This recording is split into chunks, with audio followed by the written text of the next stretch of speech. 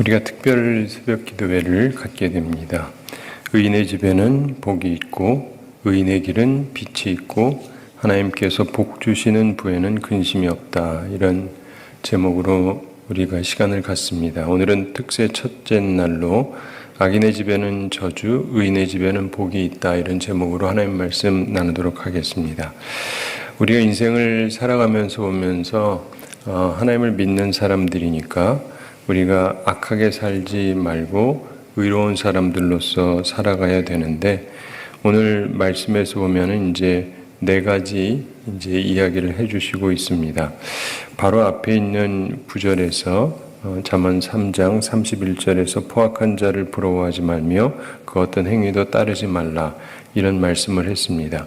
우리가 살다가 보면은요, 무엇을 부러워할 수 있는데 굉장히 악하지만 그 악함으로 인해서 힘을 발휘하는 사람을 보면 부러워할 수도 있고 나도 좀 저럴까 할 수 있습니다. 저는 한국에서 태어나서 자라면서 항상 느끼던 것 중에 하나, 우리나라는 주로 누가 이기는지 아세요? 네, 말 큰 사람. 그래가지고 교회도 그런 경향이 있어요. 그래서 누가 주장하거나 뭐 이렇게 하면은 그게 이렇게 통해요. 일반적으로 사회도 그렇고. 저는 보면서 항상 불편함을 느꼈습니다. 이건 잘못된 거 아니냐. 큰 소리 낸다고 이기는 게 아니고 바른 말을 해야 통해야 되지 않습니까? 내가 세상은 못 바꿔도 내가 있는 데에서만큼은 그렇게 안 한다. 그래서 저는 누구든지 예의를 지키면서 하면 최대한 들어드리지만 큰 소리 치거나 공격적으로 하면 절대 안 들어줍니다. 저랑 오래 지내보신 분들은 그렇다는 걸 알게 돼요. 그래서 저랑 있는 분들은 대체로 예의를 서로 지켜주는 경향이 생깁니다. 근데 그게 우리 그리스도인에게 필요한 것 아니겠습니까? 자, 오늘 말씀에서 보면은 성도들은 죄인을 부러워할 이유가 전혀 없다라는 걸 설명해 줍니다. 이제 네 가지 차원에서 얘기하는데 네 가지 비교를 하면서 설명을 합니다. 우선 32절에 패역한 자와 정직한 자를 이제 구분해서 이야기를 하죠. 결국 이게 큰 그림으로 생각하면 악인과 의인 이렇게 구분할 수 있겠습니다만은 32절 함께 읽어보겠습니다. 대저 패역한 자는 여호와께서 미워하시나 정직한 자에게는 그의 교통하심이 있으며. 아멘. 대저 패역한 자는 여호와께서 미워하시나, 이렇게 말씀합니다. 하나님께서 그런 사람을 미워한다라고 성경이 명확하게 얘기하는데, 이 패역이라고 하는 말은 곧게 하다의 반대 의미입니다. 그래서 굽게 한다, 이런 얘기예요. 그래서 좀 삐뚤어진 사람 있잖아요. 하나님께서 미워하신다, 이게 하나님의 말씀입니다. 패역한 자는 정도를 걷지 않고 편법을 구사하는 사람입니다. 편법이 이 세상에서는 지혜로운 것으로 여겨지기도 하죠. 그러나 하나님께서는 이런 사람을 미워한다라고 분명하게 말씀합니다. 그러므로 우리가 하나님을 믿고 교회를 다닌다고 한다면 그런 것에 대해서 분명히 입장을 정확히 해야 됩니다. 편법으로 당장 이익 보는 것 같아도 하나님께 미움을 받으면 결국 그 길이 막히게 됩니다. 여기서 미워하심이라고 하는 말, 토에바라고 해서 가증하다, 이런 표현으로 쓰여진 경우가 있습니다. 하나님이 보시기에 증오스럽다는 거예요. 편법을 해가지고 살아가는 사람을 보면 하나님은 그런 사람을 볼 때 증오스럽게 느낀다는 거예요. 주로 이제 여성들, 여러 가지 벌레들이 있지만 그 중에서도 뭐 좀 귀여운 벌레가 있고 좀 안 그런 게 있잖아요. 그래서 많은 사람들이 바퀴벌레 별로 안 좋아하시죠, 여성들? 네, 보면은 이제 막 그냥 놀라고 막 그러시는데, 저도 누님이 있는데 한 번은 옛날에 이제 혼자 있던 곳에서 누님이 바퀴벌레가 나타났다고 저를 호출을 해가지고 치워달라고, 만지는 것도 싫어가지고, 싫어하는 거죠. 그래서 근데 하나님께서 그렇게 싫어하신다는 거예요, 편법 쓰는 사람을. 그걸 우리가 알 필요가 있습니다. 뭐 어떠냐, 남들도 그러고 내가 이렇게 하는 게 머리 좋은 거 아니냐. 근데 그게 아니고 하나님이 좋아하지 않습니다. 대신에 정직한 자에게는 그의 교통하심이 있으며 이렇게 얘기하죠. 정직한 자, 예샤림이라고 해서 히브리어 야샤르에서 비롯된 것인데 길을 곧게 하다, 평탄케 하다 이런 뜻입니다. 곧게 바르게 사는 정직한 사람에게는 하나님의 교통하심이 있다 이렇게 얘기해요. 성령께서 함께 하신다 이런 이야기입니다. 이 교통하다라는 말은 히브리어로 소도라고 하는 말인데 비밀이라는 뜻입니다. 상의하기 위해서 앉다 이런 뜻을 가진 것으로 친밀한 교제를 얘기합니다. 그래서 하나님과 비밀을 나누는 그런 의미를 가지고 있습니다. 패역한 자, 굽게 하는 자, 편법의 달인 이런 사람들은 하나님께 미움을 받습니다. 하나님께서 증오스럽게 생각을 하십니다. 그러나 정직한 자, 바른 사람은 하나님의 사랑과 하나님의 총애를 받게 됩니다. 그리고 하나님과 교제하고 하나님께서 비밀을 소통해 주기도 하는 것이죠. 사랑하는 성도 여러분, 우리가 살아가면서요, 삶의 매 순간 선택을 하게 될 때 편법으로 뭘 할 것이냐, 정직하게 할 것이냐, 잘 생각해 보시기 바랍니다. 저는 항상 중요한 순간일수록 편법은 안 씁니다. 중요할수록 있는 그대로 얘기해요. 여러분도 항상 그렇게 해보세요. 하나님은 본래 우리를 정직하게 지으셨거든요. 그렇기 때문에 중요한 순간일수록 상대방이 누구든지 상관없이 정직한 게 제일 좋습니다. 그러고 나면 후회가 없어요. 정확하게 뜻이 표현이 됐으니까. 근데 내가 살짝 저쪽도 살짝 돌리면서 돌고 돌아서 어디로 가는지 서로 모르게 이상한 데로 가는 경우가 굉장히 많습니다. 그러니까 이 세상은 편법으로 살아가긴 하지만 우리는 그렇게 살면 안 돼요. 하나님이 좋아하지 않습니다. 정직한 길을 걸어가시고 가장 대표적인 사람 중에 하나가 누구냐면 애굽에 끌려갔다가 총리가 된 요셉 같은 사람이에요. 이 요셉은요, 뭐든지 있는 그대로 얘기를 해요. 사람들은 그거 가지고 싫어하는 거나 혹은 그를 비판하는 사람들이 있는데, 예를 들면 꿈을 꿨단 말이에요. 자기로서는 좋은 꿈을 꿨습니다. 있는 그대로 얘기했어요. 그랬더니 형들이 싫어했다. 이걸 얘기하면서 많은 분들이 얘기하니까 이 사람이 바보다. 당신들 그러지 마세요. 그러니까 요셉 같은 인물이 안 되는 거예요. 저도 옛날엔 그 말 듣고 그런가 그랬는데, 그래서 뭐 말 안 해야 되나 보다라고 생각을 했어요. 근데 그러니까 요셉 같은 인물이 안 나오는 거예요. 할 말을 안 하니까 눈치나 보고. 근데 요셉은요, 어려서부터 어땠냐면 있는 그대로 딱 얘기해요. 뭐 아버지가 좋아하든 형이 좋아하든 싫어하든 상관없이 있는 그대로. 이거를 오해하지 마세요. 비판했다거나 괴롭혔다거나 뭐 이런 의미는 아니니까. 근데 그러다 보니까 나중에 사람들이 꿈을 꾸잖아요. 해석을 해줍니다. 어떻게 해줘요? 있는 그대로.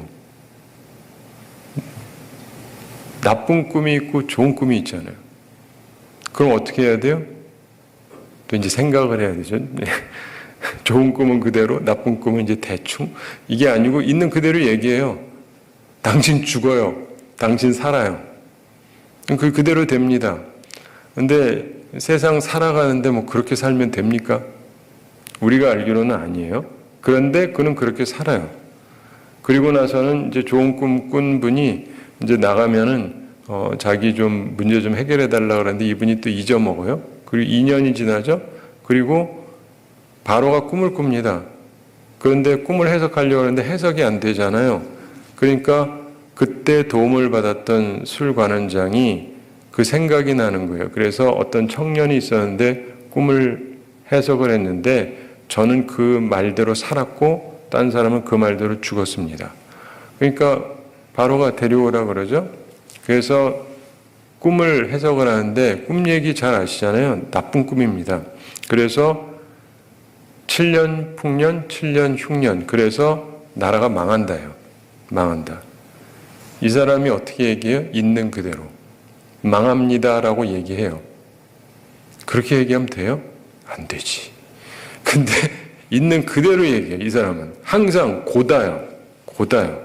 대신에 그 2년 사이에 달라진 게 있어요. 저랑 그 창세기 말씀 들은 분들은 좀 아시지만 그게 굉장히 중요한 부분인데 이 사람이 자기는 항상 바르게 살고 하는데 왜 이렇게 안 풀릴까 해서 깊이 생각을 한 것 같아요. 그래서 형통한 날에는 기뻐하고 곤고한 날에는 생각해 봐야 되거든요. 생각을 했을 거예요. 그러면서 그가 2년 사이에 달라진 게 있어요. 달라진 게 뭐냐면 꿈 해석이 그대로인데 그전에는 있는 그대로 나쁜 건 나쁜 거, 좋은 건 좋은 거 그랬는데 2년 사이에 바뀐 게 뭐예요? 나쁜 꿈을 어떻게 뒤바꿀 수 있는가를 깨달은 거예요. 그전에는 그거 몰랐어요. 나쁜 꿈 꿨으면 나쁜 일이 생기는 거죠. 죽으면 죽는 거죠, 뭐. 근데 죽는 꿈 꿨는데 이거를 뒤집을 수 있느냐를 생각해낸 거예요. 그래서 2년 후에 바로의 꿈을 보고는 확실히 망하는 건데 이거 대책을 구하시면 될 겁니다.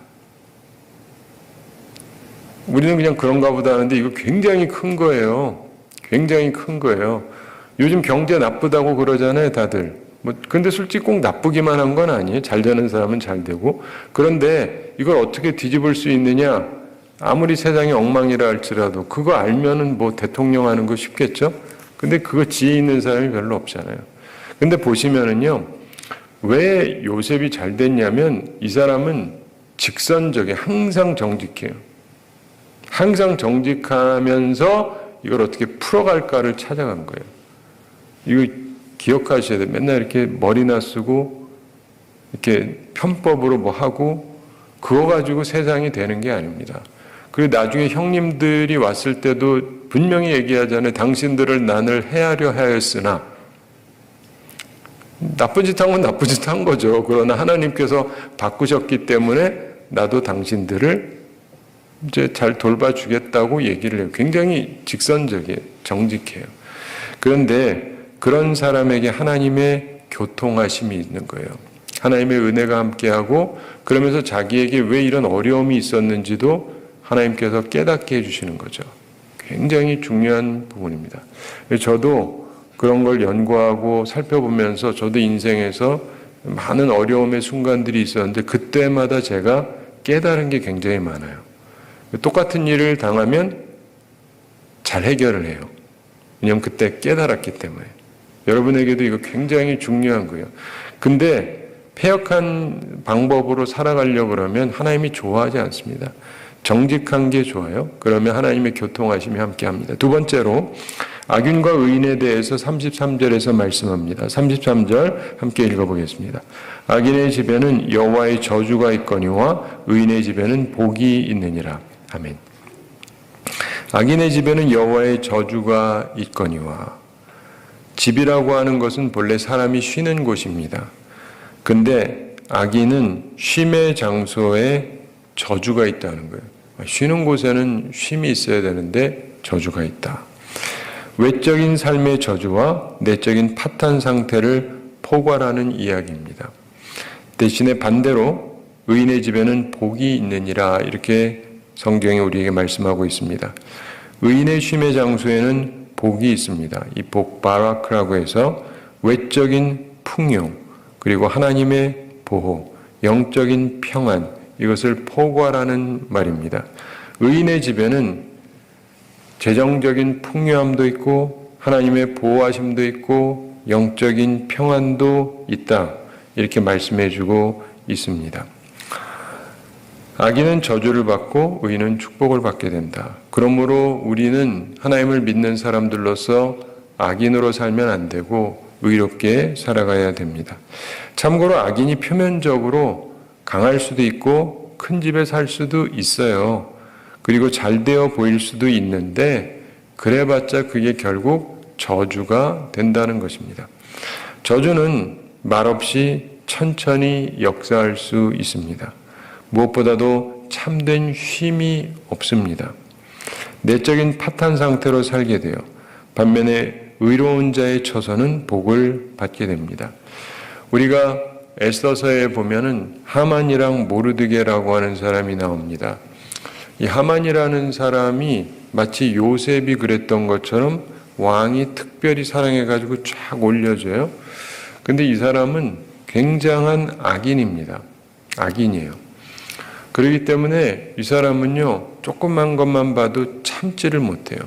그래가지고 자기가 그렇게 올라갔으면 사람이 있잖아요. 내가 올라가고 평안해지고 많은 걸 가지면 좀 마음이 너그러워져야 되는데, 이 모르드게라는 사람이 자기한테 절 안 한다고 저놈 누구냐, 그리고 어떻게든 죽여야 되겠다 그러고 저놈 하나 죽이는 걸로는 부족하다. 어느 나라 사람이냐? 유대인? 다 죽여버리자. 그래가지고 그 사람 민족을 다 쓸어버리려고 계획을 합니다. 참 악하죠?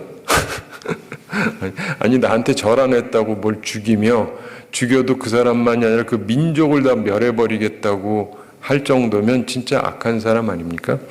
근데 여러분 아세요? 그런 마음을 품고 살면요, 자기 속이 편치가 않습니다. 그때부터 계속 불편해요. 그리고 죽이려고 여러 가지 이제 일을 하게 되는데, 하나님께서 오히려 모르드게와 함께 하시죠. 모르드게 같은 경우는 의롭게 살았습니다. 왕을 시해하려고 하는 음모를 듣게 돼요. 그래서 그걸 얘기해서 그것을 해결해 줍니다. 그런데 왕이 하나도 갚아주는 게 없어요. 자기 집안에서 이 왕후가 됐는데 에스더가 그래도 이거를 얘기도 안 하고, 그래도 아무 불만이 없어요. 하나님을 잘 섬기고 있었습니다. 그러던 중에 이런 어려움이 생겼고, 그런데 하나님 앞에서 최선을 다하고 특별히 자기 혼자 살 길을 찾는 게 아니라 민족을 살리기 위해서 애를 씁니다. 왜냐하면 자기 혼자서 도망가면 되잖아요. 그런데 이게 문제가 하만이 온 민족을 멸해버리겠다고 공포를 해버린 상태라 이걸 어떻게든 해결해야 되는 거예요. 그래서 그가 에스더한테 부탁을 하죠. 그리고 부탁을 하면서 하나님 앞에서 네가 이 자리에 올라간 게 이때를 위함이 아니겠느냐 하면서 강력하게 얘기합니다. 그래서 에스더가 그러면 내가 죽으면 죽으리이다 하고 왕한테 가서 문제를 해결하게 되죠. 근데 거기에서 보면은 결국은 하나님께서 모르드게와 함께 하시는데 타이밍으로도 싹 도우세요. 여러분 인생 살면서 보면요, 언제 여러분도 오늘 무슨 일이 벌어지느냐에 따라서 만사가 다 달라질 수가 있어요. 근데 하만이 모르드게를 죽이려고 이제 준비를 다 해놓고 왕한테 또 가죠. 쫙 장대를 달아놓고. 그런데 갔는데 마침 하나님께서 왕이 잠이 안 오게 하세요. 잠 안 오는 것도 하나님의 섭리일 수가 있어요. 잠이 안 와요. 그래서 이 사람이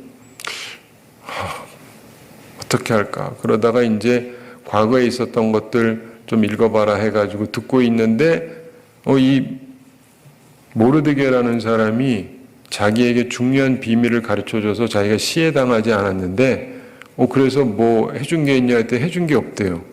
그럼 뭔가 해줘야 될 텐데, 그런데 하만이 딱 들어오는 거예요. 하만은 이제 모르드게를 죽이려고 온 건데 지금 무슨 일이 벌어진지 모르죠. 근데 딱 타이밍이 그때 와가지고 하만이 들어오니까 왕이 먼저 질문을 하는 거예요.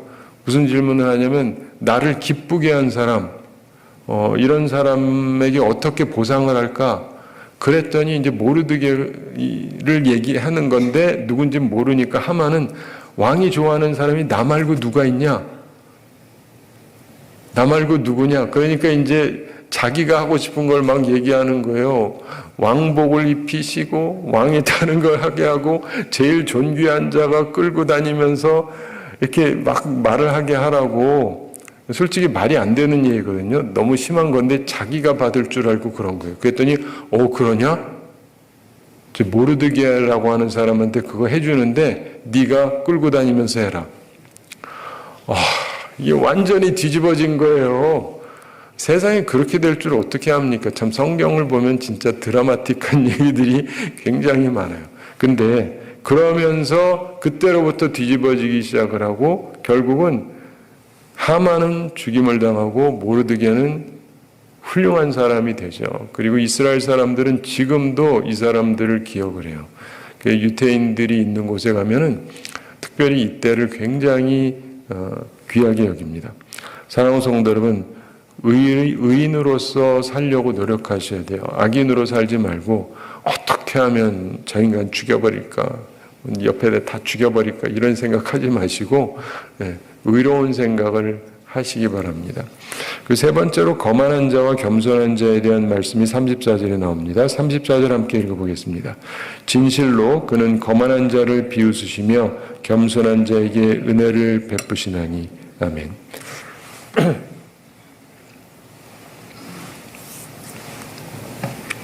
우리가 잘 아는 이야기인데 하나님께서는 거만한 사람을 좋아하지 않습니다.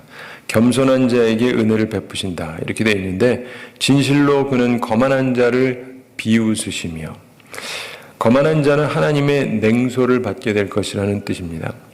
우리가 그 새벽 기도 시간에 사무엘상을 통해서 특별히 사울 왕과 다윗에 대해서 비교하면서 보고 있습니다. 이 사울 왕의 특징이 거만한 거예요. 처음에는 안 그랬습니다. 처음에는 겸손하게 시작을 했는데 왕이 되고 나서 점점 거만해지기 시작을 하는 거예요. 아나무이입니다. 눈에 보이는 사람이 없어요. 적어도 사무엘 같은 경우는 자기보다 나이도 많을 뿐더러 이분이 자기를 왕으로 세워준 분이잖아요. 그러니까 그분 말은 그래도 좀 들어야 되는데 점점 교만해져가지고 그분 말도 잘 안 듣는 거예요. 그리고 그 다음에 나중에는 다윗이 나타났을 때도 그를 죽이려고 하고 그러면서 왜냐하면 하여간 누군가가 딴 사람들이 좋아하는 걸 보면은 참지를 못하는 거예요. 세상의 모든 사랑과 존경과 모든 것은 내가 다 받아야 되는 거고 누구라도 있으면 죽여버리고 싶은 거예요. 굉장히 문제가 심각하죠. 그러다가 나중에 다윗이 도망갑니다. 도망가다가 제사장에게 잠깐 들렸다 가는데 그거를 알고는 불러요. 그리고는 너 왜 다윗을 돕고 그랬느냐? 그러면서 어떻게 해요? 죽여버려요. 제사장을 죽여버려요. 이게 얼마나 거만하면 그럽니까? 그 아히멜렉을 비롯해서 85명을 죽여버립니다. 그리고 그 부인과 애들까지도 다 죽여버리고 완전 쓸어버려요. 아니 도대체 왜 그래요? 이게 다 거만해서 그런 거예요. 하나님도 안 무서운 거예요. 하나님을 섬기는 제사장들인데 그 짓을 하면서도 아무렇지도 않아요. 그런데 결국 그래서 하나님께서 그런 사람을 비웃으시는 것이죠. 그리고 결국 그는 나중에 아무 얘기를 듣지 못합니다. 하나님으로부터. 아무리 하나님의 뜻을 알고 싶어도 하나님이 안 가르쳐 주세요. 그래서 할 수 없이 좀 이상한 사람을 찾아가서 듣기도 하고 그러다가 결국은 죽게 되죠. 죽게 될 때도 사실상 자살하고 죽습니다. 끔찍한 최후를 얻게 되죠. 그런데 겸손한 자에게는 은혜를 베푸신다고 말씀합니다. 그래서 겸손한 자, 아나임이라고 해서 온순한 사람을 뜻합니다. 하나님의 은혜를 받을 품성이죠. 예수님의 마음이 겸손하신 마음이잖아요. 다윗이 그랬습니다. 그래서 그는 겸손하였기 때문에 하나님께서 은혜를 베푸시는데 다윗은 왕이 된 이후에도 여호와는 나의 목자시니라고 얘기를 합니다. 하나님께서 나의 목자시다. 우리의 인생을 살아가면서요, 하나님 앞에서 항상 겸손한 자세를 품는다는 것은 굉장히 중요한 것입니다. 그래서 어떤 분이 그랬죠. 크리스찬의 삶에서 제일 중요한 게 뭡니까? 그랬더니 겸손입니다. 두 번째는 뭡니까? 겸손입니다. 셋째가 뭡니까? 겸손입니다. 뭐 이런 얘기를 했다는 분도 있는데 하여간 이 겸손이라고 하는 것은 예수님이 가졌던 품성이고 그리고 특별히 다윗에게도 그런 마음이 있었습니다. 그는 살다 보면 사람이 잘못할 수 있잖아요. 다윗도 잘못을 했습니다.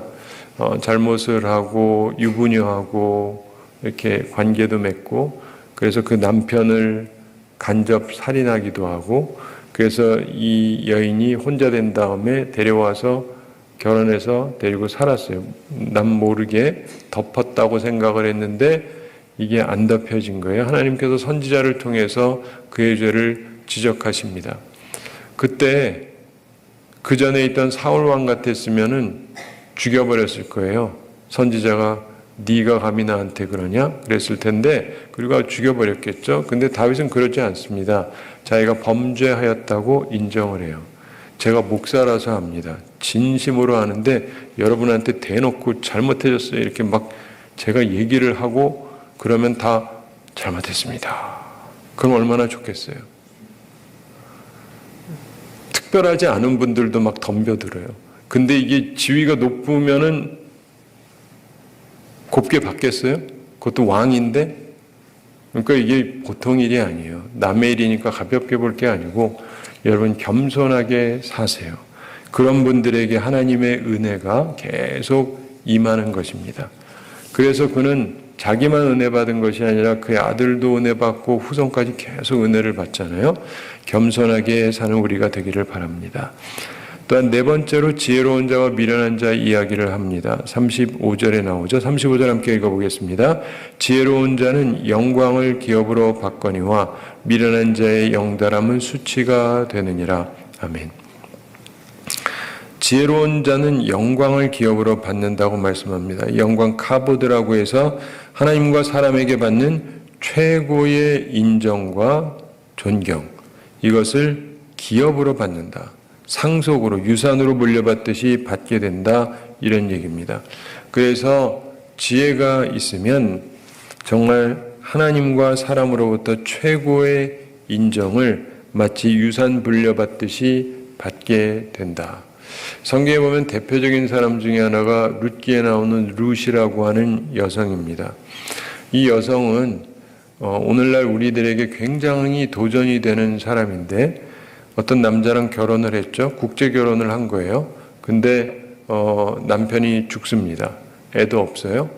시어머니가 있는데 사실 그 집안에 아들 둘이 있었는데 둘 다 죽었어요. 그래서 며느리가 둘이 남았죠.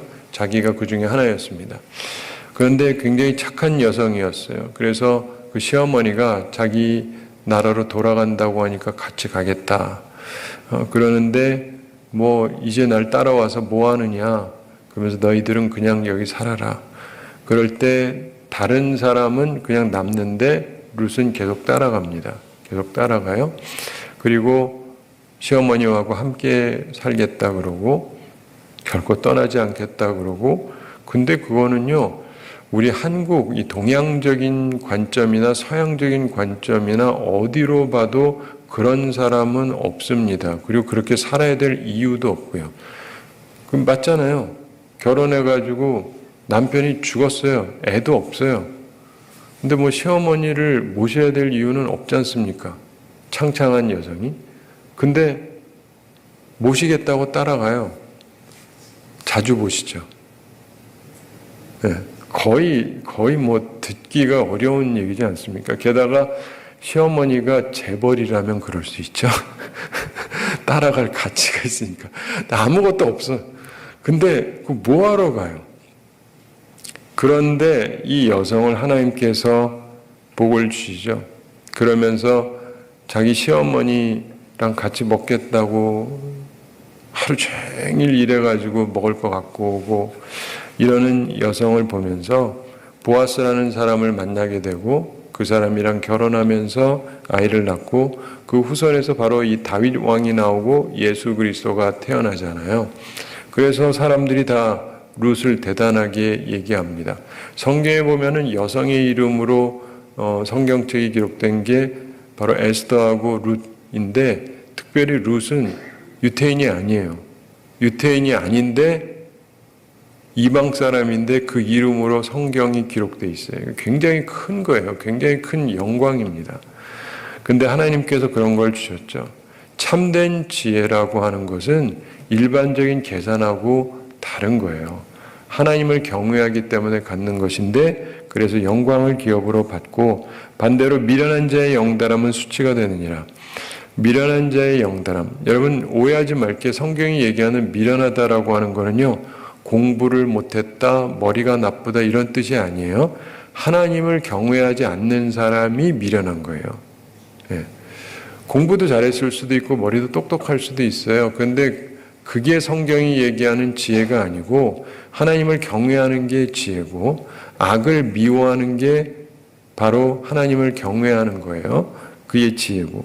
그런데 미련한 자의 영달함. 영달함이라고 하는 것은 예전에 개혁에서 현달함이라고 그랬는데 지위나 신분을 높인다 이런 뜻이에요. 여러분, 우리가 지위나 신분을 높이는 건 좋은 거잖아요. 그런데 미련한 자의 지위가 높아지는 것, 미련한 자의 신분이 높아지는 것, 그것은 오히려 수치가 된다. 부끄러움이 된다. 출세는 지혜로운 자만 하는 게 아니죠. 누구라도 할 수 있어요. 그런데 미련한 자의 출세는 수치가 됩니다. 차라리 출세 안 하는 게 낫죠. 이런 말이 있습니다. 높은 데서 떨어지면 더 많이 아파요.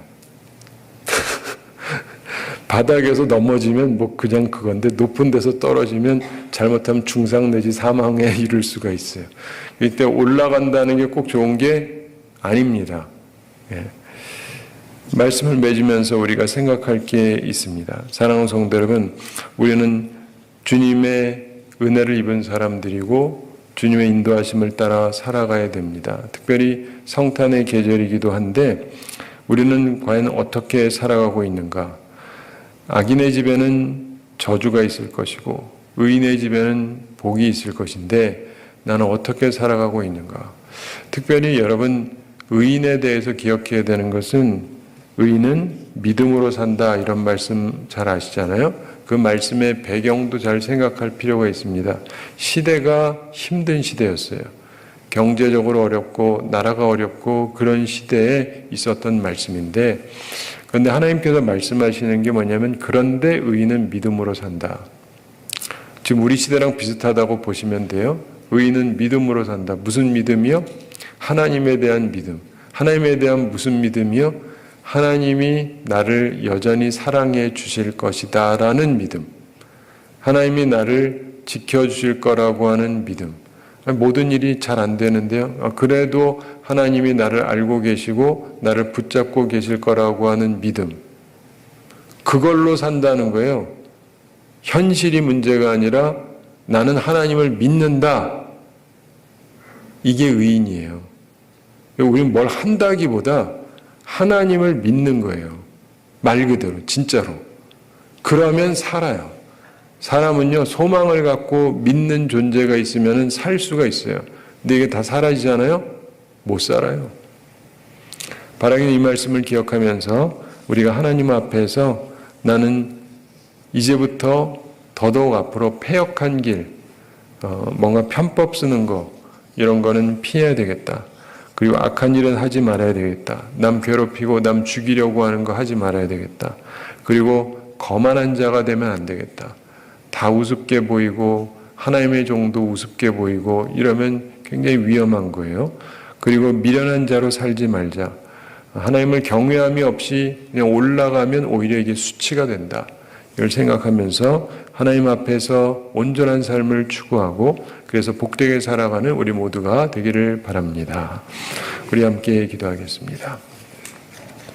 사랑의 하나님 아버지, 우리를 사랑해 주시고 오늘도 저희들에게 귀한 날을 허락해 주시고 주의 전에 나와서 하나님의 말씀을 받게 해주심을 감사드립니다.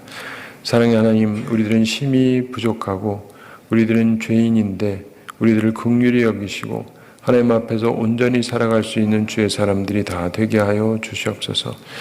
주께서 우리에게 주신 말씀을 생각하면서 의인의 집에는 복이 있다는 걸 기억하며 우리가 하나님을 믿음으로 복된 삶을 살아가는 주의 사람들 다 되게 하여 주시옵소서. 주님, 오늘도 주님 앞에 나온 모든 성도들 기억하셔서 영육 간의 강건함을 더해 주시고 일용할 양식 공급해 주시고 시험에 들지 않고 악과 싸워 이기는 주의 용사들이 다 되게 하여 주시옵소서. 또 오늘도 주님 앞에 나오며 예물을 드리는 성도들이 있습니다. 주님께서 기쁘게 받으시고 흠양하시고 주의 나라와 영광을 위해 아름답게 사용하여 주시옵소서. 감사드리며 예수님의 이름으로 기도드리옵나이다. 아멘.